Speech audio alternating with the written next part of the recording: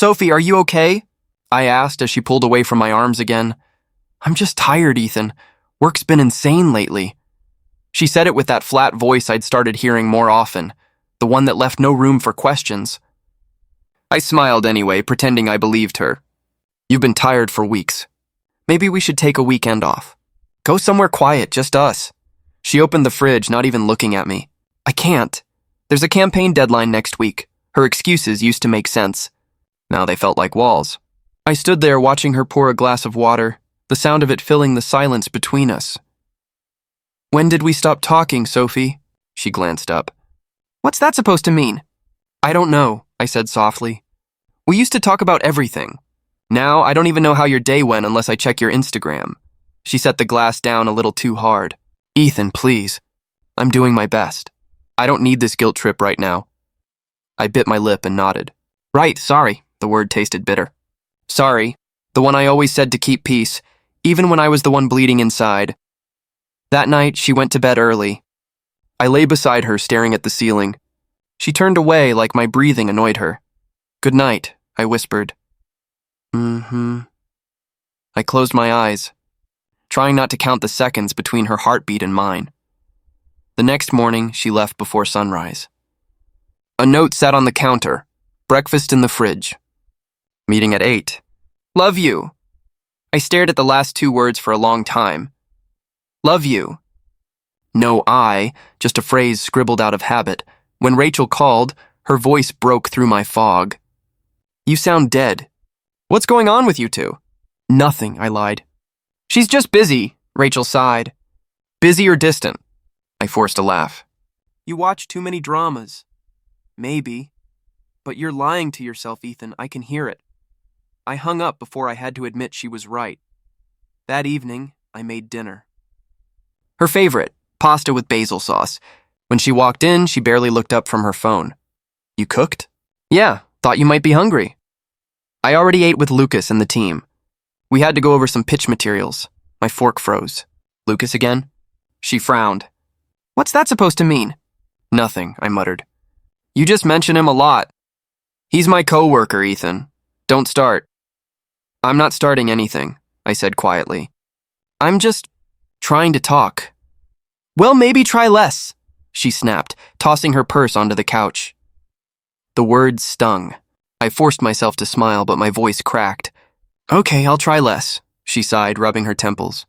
I didn't mean it like that. I'm just stressed, I finished for her. I know. You've said it. She looked at me then, really looked, but not with love. With guilt. Or maybe annoyance. I couldn't tell anymore.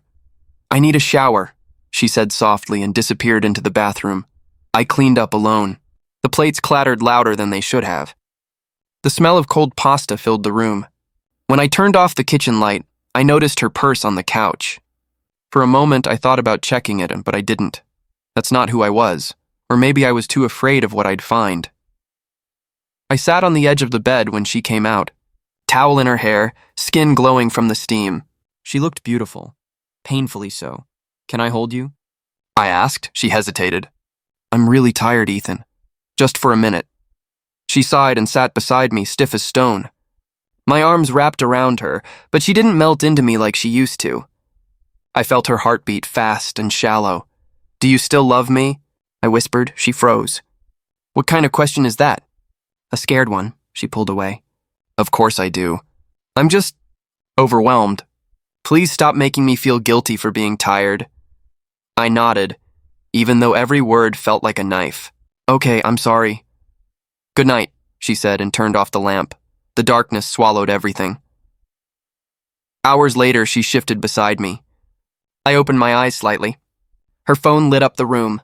A message appeared. Can't sleep either. Same here. She smiled at the screen. A small, secret smile I hadn't seen in months. My chest tightened. I turned away, pretending to sleep, and breathed slowly so she wouldn't know I was awake. When her breathing evened out, I stared at the wall. Maybe it was innocent. Maybe it wasn't. Either way, I couldn't bring myself to ask, because if she told me the truth, I wasn't sure I could survive it.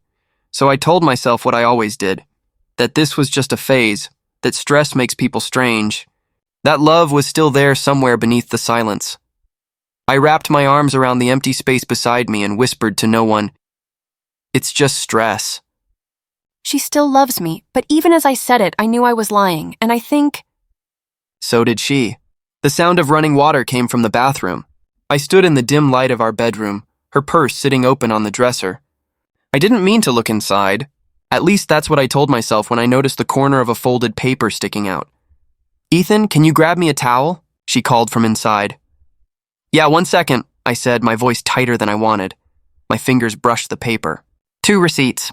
Same hotel name, same date, same man's signature. Lucas Grant. For a moment, I couldn't breathe. The bathroom door stayed closed, the water still running. I stared at the receipts like they might vanish if I blinked. My chest felt hollow.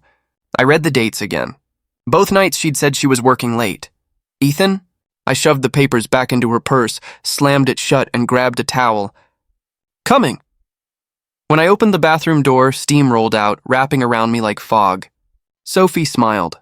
Soft, casual, familiar. "Thanks, babe." Her voice hit me like a blade wrapped in silk. "No problem," I said, forcing my lips into something that looked like a smile. She brushed past me, humming. I stared at the tiles, my hands shaking. At dinner, she talked about work. I watched her lips move, but my mind replayed the name Lucas Grant again and again. "So, Lucas thinks we should expand the campaign. He's really creative, honestly." I swallowed hard. "Yeah, sounds like a smart guy." "He is," she said quickly, then smiled. "But don't worry, he's annoying too." "Right." I laughed, short and fake. Annoying guys don't usually end up in women's purses. Her fork froze midair. "What?" "Nothing," I said fast, forcing a chuckle. "Just joking." She narrowed her eyes. "That's not funny." Didn't say it was. Silence stretched. The sound of the clock filled the space between us. Tick, tick, tick. She set the fork down. "Ethan, what's wrong with you lately? You've been weird." "I could ask you the same." Her tone sharpened. "Excuse me?" "I mean," I added quickly, "you're distant." "Maybe I'm just reacting to that." She sighed and rubbed her temples. "I told you, I'm stressed. You're reading too much into everything." I nodded slowly. "Yeah, you're right. Just stress." She smiled again, small, relieved. I smiled back, pretending it didn't feel like glass cracking inside me. Later that night, we lay in bed. Her back was turned to me. "You asleep?" I asked. "No," she murmured. I hesitated. "Do you ever feel like we're drifting?" Her shoulders stiffened. "Why do you always ask that?" "Because I feel it. You're paranoid, Ethan. We're fine. You're just insecure lately." "Insecure?" "Yeah," she said softly. "You've been acting jealous about every guy at work. It's exhausting." "Maybe I just miss you," she sighed, turning to face me. "I'm right here." "No, you're not," I whispered. Her eyes darted away. "You're imagining things again." I wanted to scream, to ask about the receipts, to demand the truth, but my throat locked. I stared at her face, memorizing every detail, wondering how many lies could hide behind a smile that once meant home. When she fell asleep, I slipped out of bed and walked to the living room. The clock read 12:47 a.m. I sat on the couch, elbows on my knees, staring at nothing. "She's lying," I whispered. "You know she's lying." But another voice, weaker, answered, "Maybe there's an explanation. Maybe it's not what it looks like." I laughed quietly at myself. "Receipts don't lie, Ethan." The house felt heavier, colder. Every shadow looked sharper. I checked her purse again, just to be sure. The receipts were still there. The name Lucas Grant glared at me under the lamplight, mocking me. I folded them neatly this time. Slid them back in. If she noticed they'd moved, I'd tell her she left her purse open. I walked back to the bedroom and stood at the doorway. Sophie slept soundly, her arm curled under the pillow, hair spilling over her shoulder. I used to think that sight was peace. Tonight it felt like a lie I couldn't unsee. In the morning, she woke before me. The sound of her heels echoed through the hallway. "Ethan, don't forget we're having dinner with Rachel this weekend," she said, buttoning her blouse. I sat up, eyes half open. "You're going?" "Of course. Why wouldn't I?" "No reason," I said. She glanced at me. "You sure you're okay?" "Yeah, I'm great." She leaned down, kissed my cheek. "Love you." "Yeah," I whispered. Me too. When the door closed behind her, the silence was deafening. That day at work, I couldn't focus. My coworkers' voices blurred together. All I saw was her smile from last night. Practiced, perfect, false. Tom stopped by my desk. You look like hell. Trouble in paradise? I forced a grin. You could say that. He raised an eyebrow. You want to talk about it? Not yet. All right, he said, patting my shoulder. But whatever it is, find the truth before it eats you alive. The truth. The word lingered. That night, I waited for Sophie to shower again. The moment the water started running, I reached for the purse. The receipts were gone. My pulse spiked. She'd moved them. I heard her humming from the bathroom. Calm, careless. She knew. I zipped the purse closed, sat back, and smiled faintly. If she thought I was blind, she was wrong. When she came out, I was lying in bed. Yeah, I said, keeping my tone steady. You? Exhausting. She crawled beside me, brushing her fingers through my hair. Don't look so tense, Ethan. Everything's fine. I nodded, watching her eyes. Yeah, everything's fine, she smiled. Turned off the light and curled up beside me. I lay awake, staring into the dark, feeling the first spark of something colder than pain, something that looked a lot like revenge. Tom, I need your help, I said, my voice shaking over the phone. There was a pause. You sound like hell. What happened? I think Sophie's seeing someone. Tom exhaled slowly. You sure, man? I swallowed hard. Not completely. But I found receipts. Same hotel. Same guy's name. Jesus. You want me to check it out? I hesitated. Yeah, I need to know for sure. Send me the details. I'll handle it. I ended the call, my hand trembling. The room felt smaller, like the air itself was pressing against me. 2 days later, Tom texted, Need to meet. Not over the phone. My stomach dropped. We met at a small cafe near my office. I spotted him sitting in the corner, his face unreadable. Tell me, I said before even sitting down. He slid his phone across the table. You sure you want to see this? I need to. On the screen, Sophie. Standing outside a hotel, smiling. Lucas beside her, his hand brushing hers. Another photo, her head on his shoulder. The same dates as the receipts. I felt my throat close. When? Last week. She said she was in Chicago for a conference. I leaned back, staring at the ceiling. She lied to my face. Tom's voice softened. I'm sorry, Ethan. I nodded, gripping my coffee cup so tight my knuckles turned white. No, you're not. You're just the messenger. I asked for the truth. I got it. He hesitated. What are you going to do?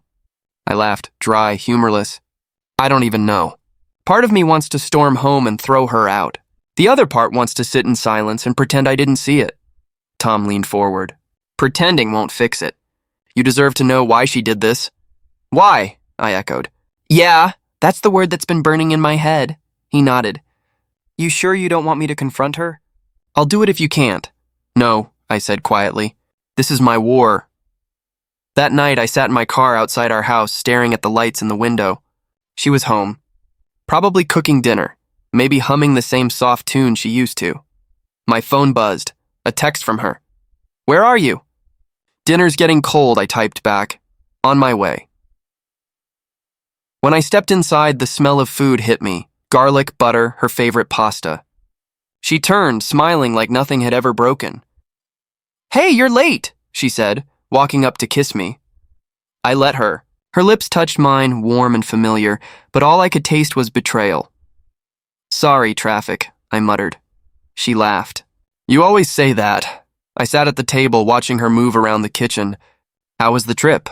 Exhausting, she said. Lucas worked me to death. You'd hate him if you met him. Oh, I think I'd find him. Interesting, I said, keeping my voice even. She didn't notice the edge in my tone. He's harmless. Just too talkative? Yeah, I said, forcing a smile. Talkative guys can be dangerous. She looked at me, puzzled.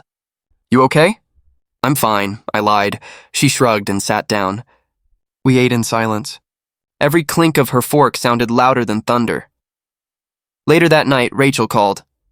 You sound off. What's going on? I hesitated, then said, She's cheating, Rachel. There was a sharp inhale. No, are you sure? I saw pictures. Her and Lucas together. Oh my God, Ethan. I asked Tom to check. He found them at a hotel. I can't even deny it anymore. She was quiet for a moment, then said, "You need to confront her." "I can't." "Why not?" "Because if I do it now, I'll say something I can't take back." "I'm not ready." "Then what will you do?" "I'll wait," I said, staring at the dark window. "I need to understand what broke her. What broke us. Maybe then I'll know how to destroy what's left." "Ethan," her voice softened. "Please don't destroy yourself in the process." "I already did," I whispered. She just helped me finish it. After the call, I walked into the bedroom. Sophie was asleep, her phone glowing faintly beside her. A message from Lucas flashed before the screen dimmed. I didn't open it. I didn't have to. I sat on the edge of the bed, staring at her. Her breathing was calm, peaceful, as if she hadn't burned everything we built. I whispered, "Why, Sophie?" "Why him?" She stirred but didn't wake. I closed my eyes. Rage wanted to break through, loud, violent. But something colder took its place. A quiet, calculating calm. I realized then I wasn't going to explode. I was going to plan, because if love made me blind, betrayal had taught me to see. The next morning, she smiled at me across the table, pouring coffee like she always did. "Don't forget your meeting at 9, she said. "I won't." "Are you sure you're okay? You've been quiet." "Just thinking," I said. "About what?" I met her eyes. "About truth. How it always shows up eventually." She frowned. "You're being weird again." "Maybe," I said, finishing my coffee. "But you'll see what I mean soon." She tilted her head. "Ethan, I'll be late if I don't go," I interrupted, standing up. I grabbed my keys, my phone, and the broken pieces of who I used to be, and walked out the door with a... I waited until the house was quiet, until the clinking dishes stopped, until the television hummed softly in the living room. Sophie was folding laundry on the couch, humming like everything was fine. My heart beat like a drum in my throat. "We need to talk," I said. She looked up, smiling faintly. "That sounds serious. What's wrong?"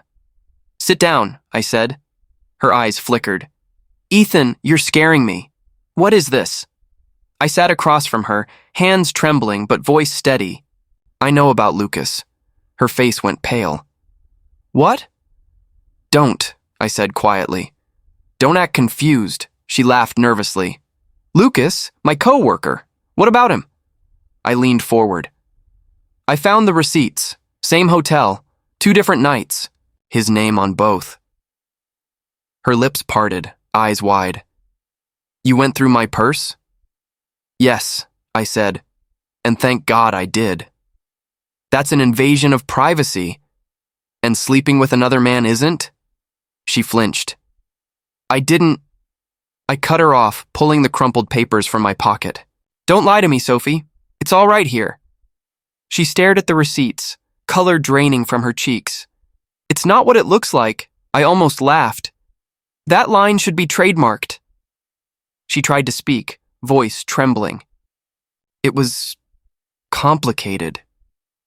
"Complicated?" I snapped. "You were with him. You lied about conferences, about travel, about everything." Her hands shook as she gripped the edge of the couch. "I didn't mean for it to happen." "Oh, so it just happened?" Tears welled up in her eyes. "Ethan, please listen. I was lonely. You were distant. Always working.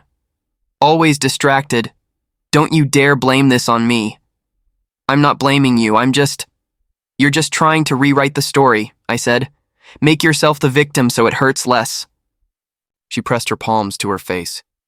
"I'm sorry. I made a mistake." I laughed, hollow and sharp. "A mistake?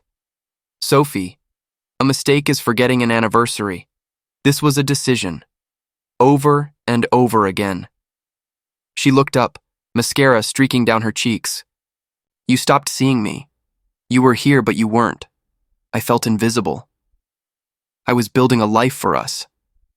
I didn't want a life built on silence," she screamed. I stood. "So you filled it with lies instead?" Her voice broke. "I didn't know how to reach you anymore." "You didn't try," I said. "You replaced me." She stepped closer, hands trembling. "Please, Ethan, I still love you." I stepped back. "No, You don't get to say that now. I do, she pleaded. It was wrong, but I never stopped loving you. Then why does his name show up more times in your messages than mine? Her shoulders collapsed. Because he listened. Because he made me feel... Don't, I said sharply. Don't finish that sentence. She sobbed. I didn't want to hurt you. Then you shouldn't have done it. Silence filled the room thick as smoke. Finally, she whispered, Can we fix this? I stared at her, the woman I once would have died for, now unrecognizable. Fix this? I repeated. You tore it apart with your own hands. She shook her head violently. No, Ethan, don't say that. We can go to counseling. Counseling won't make me unsee those photos. Her breath caught. Photos? Tom found you. At the hotel. Her knees buckled. You had me followed?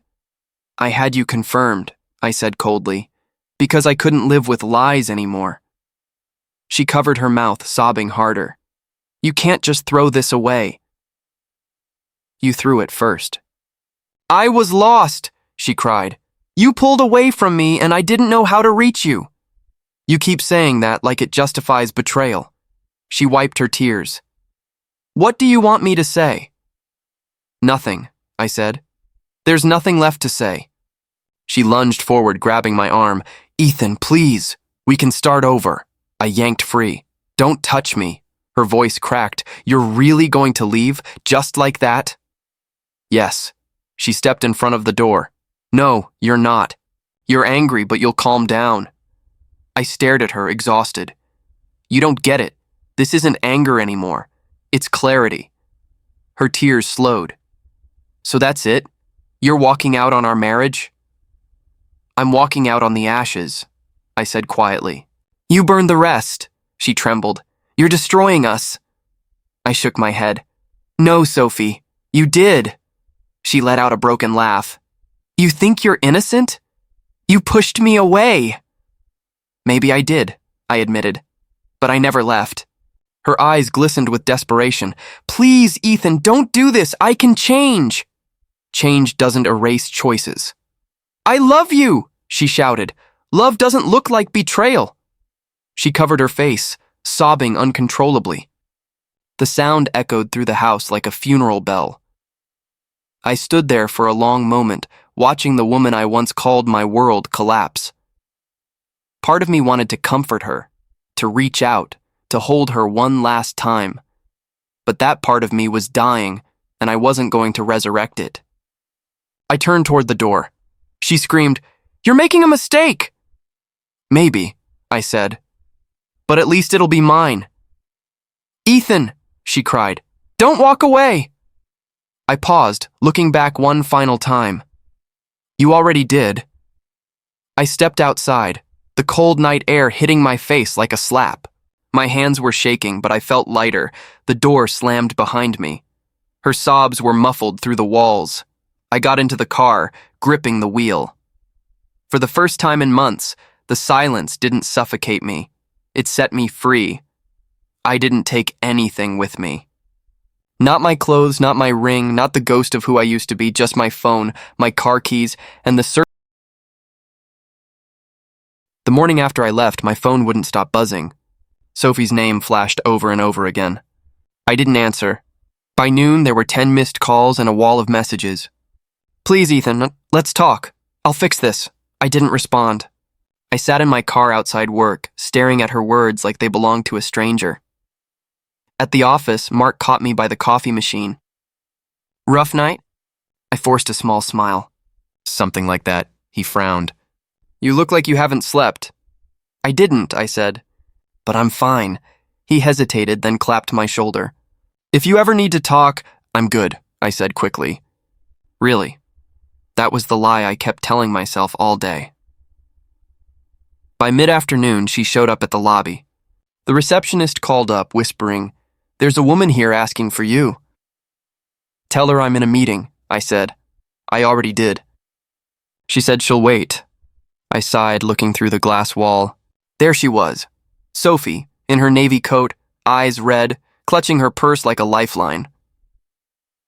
I turned away. She waited for an hour before leaving. That night, my phone lit up again. This time her messages were desperate. I can't eat. I can't sleep. Please, Ethan, I need to explain, but explanations don't fix betrayal. They only make it uglier. I blocked her number.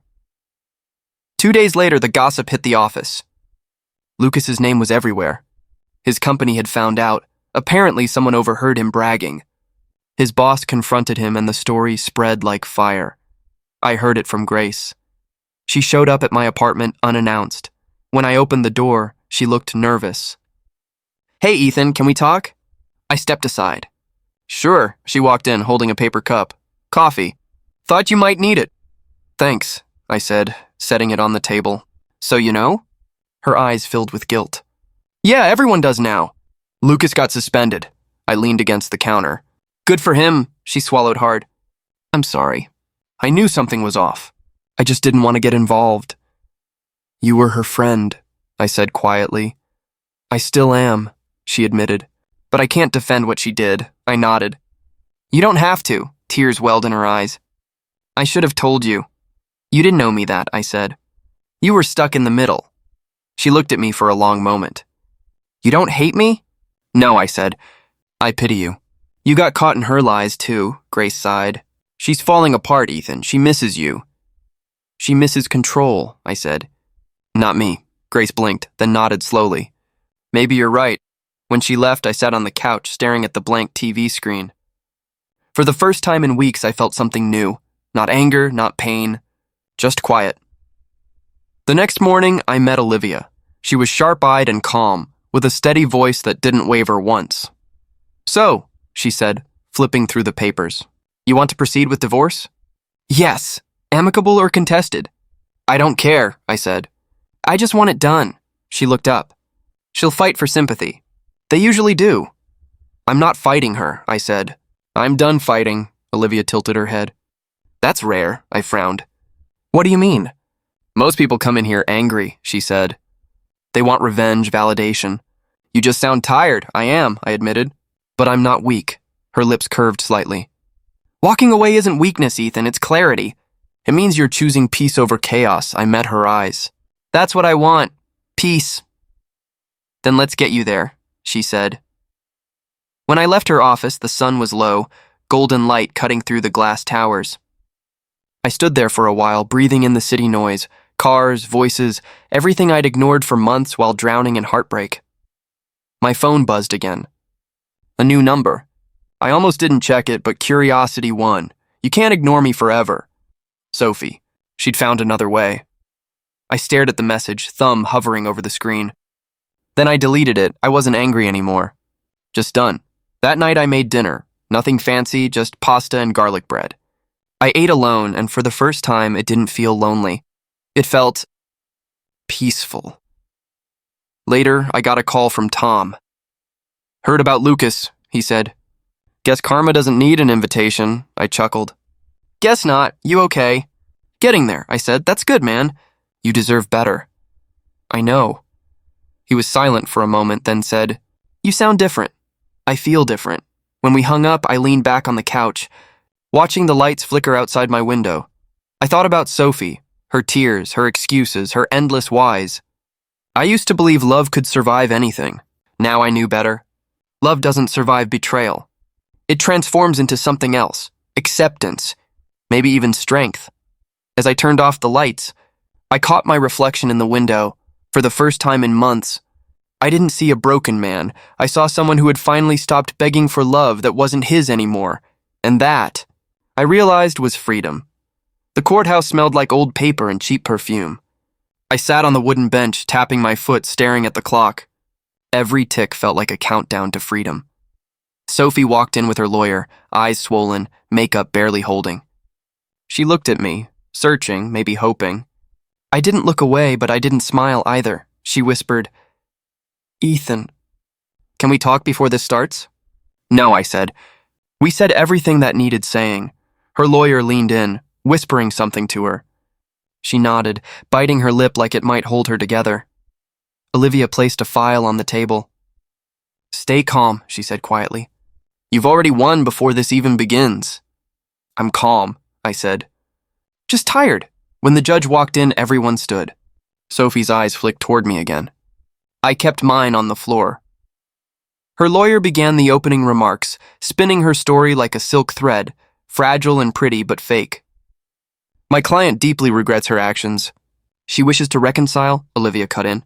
Reconciliation isn't on the table. The marriage is beyond repair. The judge nodded. Understood. Sophie's voice trembled. Your Honor, I made a mistake. But I still love him. I closed my eyes. The words used to break me. Now they meant nothing. Olivia stood. Love doesn't excuse betrayal, Your Honor. My client has shown restraint and maturity throughout this process. He's simply asking for closure. The judge turned to me. Mr. Hayes, do you have anything to add? I stood hands steady. No, Your Honor. I just want peace. Sophie looked at me, tears rolling down her face. Peace? She whispered. You used to say I was your peace. I met her eyes. And you took that away. The courtroom went silent. Even the air felt heavy. Her lawyer cleared his throat. My client deserves consideration. She spent years supporting this marriage. Olivia's tone was sharp but composed. Supporting? She was unfaithful. That's not support, that's sabotage. The judge held up a hand. Enough, I've reviewed the evidence. Property division will proceed as discussed. Sophie tensed. But the marital home will go to Mr. Hayes, the judge continued. Mrs. Hayes will receive the agreed settlement. Her mouth fell open. That's not fair, Olivia replied smoothly. Fairness left the moment she broke her vows. Sophie's voice cracked. Ethan, please! Don't do this. We can rebuild, I exhaled slowly. There's nothing left to rebuild. She reached out across the table. We can start over. I'll change, I shook my head. I changed first. I learned to let go. Her tears came harder. You can't just erase me from your life. I already did. The judge sighed, stamping the final document. Divorce granted. Those words echoed louder than any argument we'd ever had. Sophie broke down completely, covering her face as her shoulders shook. Olivia whispered, It's done. I nodded. Yeah, finally. As we walked out, I heard Sophie's voice behind me. Ethan, wait! I stopped but didn't turn around. She said, You'll regret this one day. I looked back at her, calm, steady. No, I already regretted staying too long. Her face crumpled. You don't mean that. I do, I said. Goodbye, Sophie. I walked out of the courthouse, the sunlight hitting my face like a new beginning. The air felt lighter, cleaner. Olivia followed beside me, silent for a while before she spoke. You handled that better than most, she said. I stopped fighting a long time ago, I replied. Today was just the paperwork, she smiled faintly. You'll sleep better tonight. I know I will. As she left, I stood on the courthouse steps, watching cars rush by. The world didn't pause for heartbreak. It never did. A familiar voice called out, Ethan! I turned to see Rachel jogging up, her red hair flying in the wind. She hugged me before I could say a word. I heard the verdict, she said. It's over, huh? Yeah, I said softly. It's over. She looked up at me. How do you feel? Lighter, I said, almost new, Rachel smiled sadly. She lost the best thing she ever had. I let out a small laugh. Maybe, but losing her was the best thing that ever happened to me. She squeezed my arm. Proud of you, Ethan. You finally chose yourself. I nodded. It was about time. We talked for a few minutes before she left for work. I stood there a while longer, letting the sound of the city drown out the last traces of Sophie's voice in my head. By evening, I drove back to the house. My house now. The key turned smoothly, the door opening into silence. No arguments. No fake apologies. Just peace. I walked into the bedroom. Her side of the closet was empty. The scent of her perfume had faded. I didn't feel anger, only relief. That night, I made myself a simple dinner. I poured a glass of wine and sat by the window, watching the streetlights glow. When I finally lay down, the bed felt huge and unfamiliar, but comfortable. For months, I had dreaded sleeping alone. Now, I closed my eyes and smiled. Sleep came easily, soft, deep, and silent, and for the first time in what felt like forever. It was a quiet Sunday morning when Rachel called. Ethan, you won't believe what I just heard, she said, her voice trembling between shock and satisfaction. I sipped my coffee, half listening. If it's about work, I'm not in the mood. It's not, she said quickly. It's about Sophie. My hand froze midair. What about her? She got fired, Rachel said. Apparently, her boss found out about her affair with Lucas. It spread around the office like wildfire. I leaned back in my chair, staring out the window. You're serious? As a heart attack. Lucas dumped her a month ago and now this. Word is she's been blacklisted from 2 firms already. For a moment, I said nothing. Then quietly, Karma's got good aim. Rachel sighed. You don't sound surprised. I'm not, I said. I told her once, lies always catch up. Guess they finally did. She looked terrible when I saw her at the pharmacy last week, Rachel added. Thin, pale. Like she hasn't slept in months. I stirred my coffee slowly. I remember those nights. I couldn't sleep either. Difference is, I didn't deserve it. Do you feel sorry for her? I thought for a long second. Maybe a little. But not enough to forget, Rachel hesitated. You should see her for closure. Sometimes facing the past helps. I've already faced it, I said. She's just living in it now. We hung up, but the thought stayed with me all day. That evening, I went to my usual cafe. The one with the old brick walls and the faint smell of cinnamon. I'd been coming there for months, writing, reading, just existing. It was my quiet corner of peace. When I walked in, the world seemed ordinary, until I saw her. Sophie. She sat in the far corner, hunched over a cup that had gone cold. Her hair was shorter, unkempt, her eyes shadowed with exhaustion. For a moment, I didn't move. I just watched her. She looked nothing like the woman who had once walked out of my life with someone else's hand in hers. When she finally noticed me, her eyes widened. For a second, I saw panic. Then something softer, shame, maybe hope. She stood slowly. Ethan, I exhaled, steadying myself. Sophie.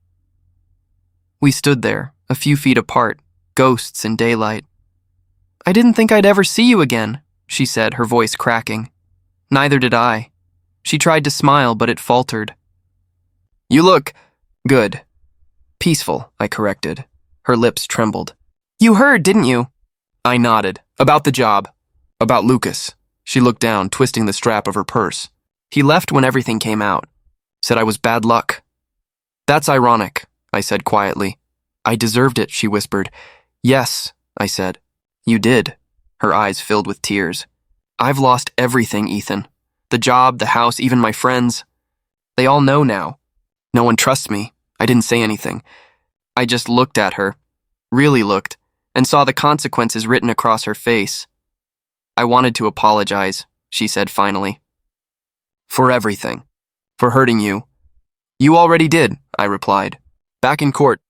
Remember? She nodded, wiping her eyes. I meant it then, but now I understand it. Losing you was losing the only person who ever saw the good in me. I leaned on the counter, calm. You didn't lose me. You threw me away, she winced like I'd struck her. I know, and I hate myself for it. I used to hate you, I said. Now I don't feel much of anything. Maybe that's worse. She took a shaky breath. Can we ever be friends? I almost laughed.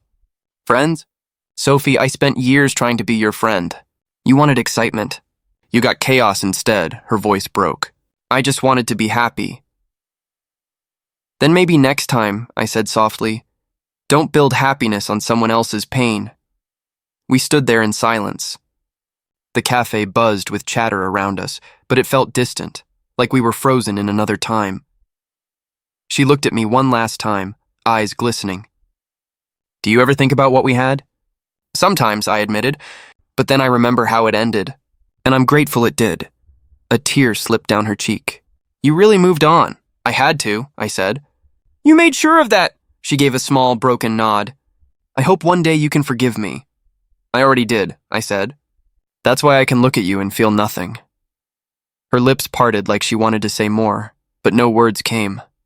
She just lowered her gaze, picked up her bag, and walked past me toward the door. As she reached it, she stopped. Ethan, yeah? She turned slightly, her voice almost a whisper. I miss who I was when you loved me. I looked at her. The tired face, the hollow eyes, The woman who used to be everything I wanted. Karma doesn't take what you don't earn, I said. She nodded faintly and walked out. The bell over the door jingled as it closed behind her. I stood there a moment longer, then sat down at my usual table. The waitress came over. "You okay?" "Yeah," I said. "Better than I've been in a long time." Outside, rain began to fall. Gentle. Cleansing. I watched it slide down the window, and for the first time, the sound didn't remind me of tears. It just sounded like peace. The mornings stopped feeling heavy. That was the first sign. I started running again. Not away from anything this time, just forward. The gym became my therapy, the office my battlefield, and my silence my peace. One morning, Tom walked in while I was lifting. "You're starting to look human again," he said, grinning. "Thanks," I said, catching my breath. "Didn't know I stopped." "You did." "For a while," he said. "Now you look like a guy who knows what he wants." "I just know what I don't want anymore," I replied. He nodded. "That's a start." Later that week, Rachel dragged me to lunch. "You're not skipping social life forever," she declared. "I'm not skipping," I said. "I'm prioritizing sanity." "Sanity needs people too," she said, waving her fork. "Besides, you've changed." "You smile now," I smirked. "That's called muscle memory." She leaned closer. "No, that's called healing." "Don't downplay it." Her words stayed with me. Healing, not as a destination, but a rhythm I was finally learning to keep. Work helped. Projects, deadlines, new faces. Every day I rebuilt small pieces of the man I'd forgotten. I wasn't the same Ethan who once believed love meant losing yourself. I was steadier, sharper, lighter. When my boss mentioned a company dinner, I almost said no. Crowd still felt strange, but Tom insisted. "It's time," he said. "You've earned a night out." So I went. The restaurant buzzed with laughter and clinking glasses. I stayed near the bar, nursing water, pretending to blend in. That's when someone tapped my shoulder. "You're Ethan, right? The guy who saved the Baxter deal?" I turned to see a man around my age, tall, easy smile. "Yeah, that's me. Jake," he said, extending a hand. "New guy in marketing. Been hearing your name since day one." I shook his hand. "Sorry about that," he laughed. "No, it's a good thing. People here like you." "Hard to pull that off." "Guess I fooled them." Jake grinned. "You don't seem like a guy who fakes much. Something about his tone, calm, unassuming, put me at ease." "So?" he said, grabbing a drink. "Do you actually enjoy these company dinners or just survive them?" "Survive," I said instantly. "You?" "Both," he chuckled. "Depends on the food." I found myself laughing. A real laugh, not polite, not forced. "It felt strange and right at the same time. What's funny?" he asked. "I just realized I haven't laughed like that in a while," I said. He nodded. "Then you probably needed it." We talked for over an hour about work, music, even bad coffee. No deep confessions, no pretending, just easy conversation. It felt simple, and simplicity had become rare. At one point, Rachel appeared beside me, smirking. "Well, look at you," she whispered. "What?" I asked. "Talking, laughing, being human again." I rolled my eyes. "You make it sound like a miracle." "It kind of is," she said, smiling. "Don't lose this version of you." When the dinner ended, Jake caught me by the door. "We should grab coffee sometime. I want to hear more about that client from hell story." "Sure," I said. "Just don't expect it to be short," he laughed. Good stories never are. On the drive home, I replayed the night. Not because anything big had happened, but because something quiet had. A shift. When I reached my apartment, I stood by the mirror for a long moment. My reflection didn't look foreign anymore. I called Tom. "You were right," I said. He sounded amused. "I usually am." "About what this time?" "About moving on." "It doesn't feel like forgetting. It feels like breathing again." "Then breathe, man," he said softly. "You've earned it." After we hung up, I sat on the couch, listening to the city hum outside. For the first time, the silence in my apartment didn't feel empty. It felt clean. Sophie's ghost no longer lingered in every corner. The memories were still there. They just didn't control the air I breathed. The next morning, I woke before sunrise. The city lights flickered beneath the fading night. I smiled. Not because I was healed. I wasn't there yet. but because I was learning to live again, and maybe... It was a quiet evening, the kind where the world felt still, almost forgiving. I had just poured myself a cup of coffee when the doorbell rang. I wasn't expecting anyone. When I opened the door, Sophie stood there, smaller somehow, fragile in a way I'd never seen before. Her eyes were red, her voice trembling. "Hi, Ethan." I didn't move. "Sophie, can I come in?" she asked, clutching her coat. I stepped aside without a word. She walked in slowly, her perfume faint, almost faded. For a moment, neither of us spoke. The air felt heavy, like it carried every unspoken word from the past year. "I wasn't sure you'd open the door," she said. I almost didn't. She nodded, eyes fixed on the floor. "I deserve that." I leaned against the counter. "Why are you here?" Her lips trembled. "Because I need to say something. Something I should have said a long time ago." I waited. Silence pressed between us. "I'm sorry," she whispered finally. "For everything. For lying, for betraying you, for..." Her voice broke. "For throwing away the one person who actually loved me." I said nothing. The words echoed, but they didn't sting anymore. "I thought Lucas was different," she continued, almost choking on his name. "He made me feel seen, alive. And when he left, it all fell apart. He used me, Ethan, just like you said he would." "Lucas doesn't matter," I said quietly. "He never did." She looked up, startled. "Then why do you sound so calm?" "Because I'm done bleeding over something that's already dead." Her tears spilled then. "Do you hate me?" I shook my head. "No." "Then what do you feel when you look at me?" she asked, voice trembling. I paused, searching for the truth. Not the angry one, but the honest one. "Relief," she blinked. "Relief?" "Yes," I said. "Because you're finally not mine to lose anymore."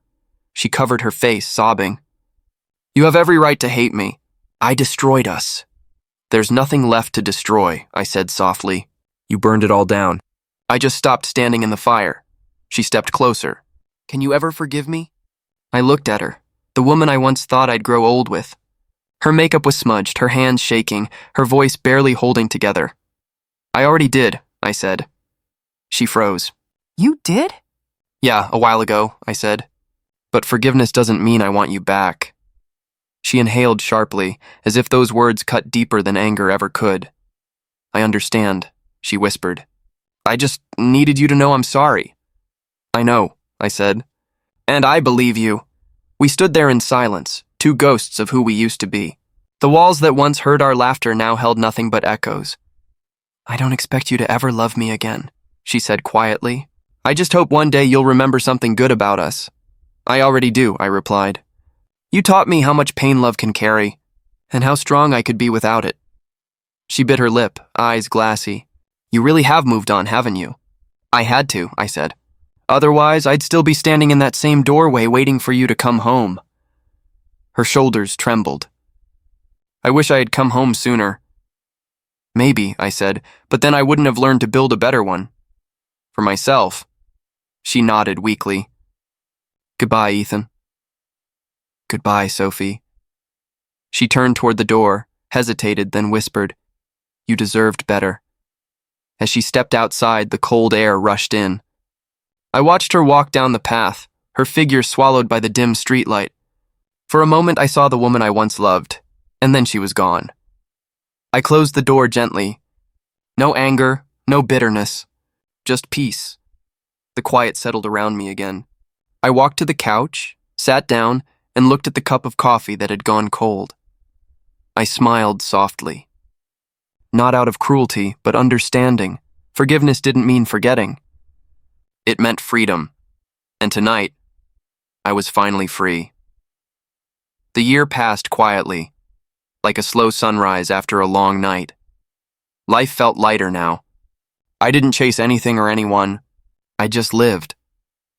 One Saturday morning, I met Jake at the park near my apartment. The air smelled of rain and grass, and for once, that scent didn't remind me of anyone but myself. "You're early," he said, walking up with 2 coffees. "I've been up since 6, I replied. "Old habits," he smirked. "The gym again?" "Yeah, helps me keep the noise out." Jake handed me a cup. "Still thinking about her?" I shook my head. "Not really. Sometimes she crosses my mind, but it's like thinking about an old movie, one I've seen too many times. That's good, he said. Means you're finally living in the sequel, I laughed. Yeah, this one's got better writing. We walked down the trail. The park was alive, dogs barking, kids running, the kind of everyday chaos I used to ignore when my world was falling apart. You know, Jake said, I never asked what actually changed things for you. You just got better. It wasn't sudden, I said. It was every small choice, every time I stopped replaying the past and started showing up for the present. He nodded slowly.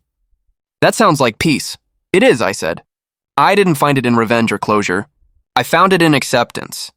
Jake glanced at me. Acceptance of her? Acceptance of myself, I said. That I stayed too long. That I let her break me. And that it's okay because I learned who I really am. He smiled. You talk like a man who's been through hell. I was, I said. But I walked out. That's what matters. We stopped near a bench overlooking the pond. Ducks glided across the water, the sun breaking through the clouds. I sat down, stretching my legs. Jake sipped his coffee. So, do you think you'll ever fall in love again? Maybe, I said. But I'll never beg for it again. Love without respect is poison. I learned that the hard way. He tilted his head. And if the past tried to come back? I smiled faintly. It already did once. She apologized. I forgave her. That's where it ends, Jake exhaled. Man, that's strength. It's clarity, I said. For a long time, I thought strength meant holding on. Turns out it means letting go, and still choosing to be kind. We sat in silence for a moment. The wind brushed through the trees, scattering leaves across the path. Jake broke the quiet. You're not the same guy I met a year ago. I hope not, I said. Back then, I was trying to prove I was enough for someone who didn't care. Now I'm just enough for myself, he grinned. That's the best kind of revenge. Happiness, I chuckled. Exactly. You don't need to destroy anyone to win. You just need to outgrow the pain, he nodded. So what's next for you? I thought for a moment. Whatever comes. Work's good. I've got friends who actually care, and I'm learning how to live without fear. Jake raised his cup. To the man you became. I clinked mine against his. To the man I finally met. The laughter came easily. Not the forced kind I used to fake to seem fine, but real, quiet joy. As we walked toward the exit, I glanced at the pond one last time. My reflection stared back, calm, steady, no longer haunted. The scars were still there, faint but visible. I didn't hide them anymore. They told my story better than any words could. I wasn't the man who begged for love. I was the man who survived